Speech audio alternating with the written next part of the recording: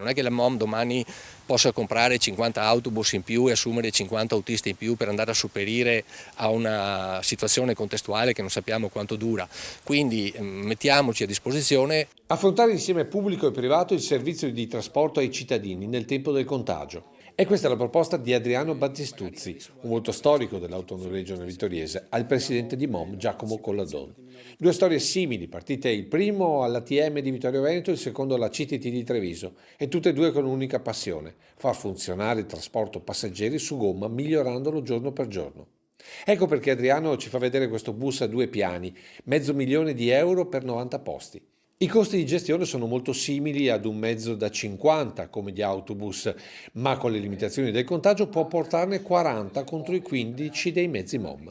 Uno solo dei tanti motivi per collaborare assieme. Certo che ci saranno da stabilire delle regole, il come, il chi, il quando, il come, chi gestisce, il quanto potranno corrisponderci come compenso e il quando potranno pagarci.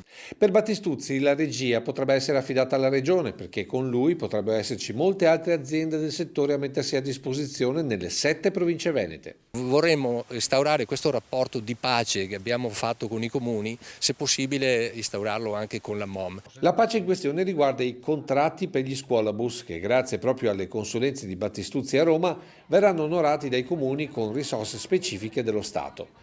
Ma siccome l'onestà veneta è onore e vanto, conclude Battistuzzi, noi non vogliamo tutto. La legge dice che i comuni ci devono pagare il 100% del servizio che non abbiamo fatto. Quindi noi ci siamo sentiti, io in prima persona, poi anche diffondendo questa notizia a tutte le aziende che si sono a noi così affidate, di praticare uno sconto del 30%.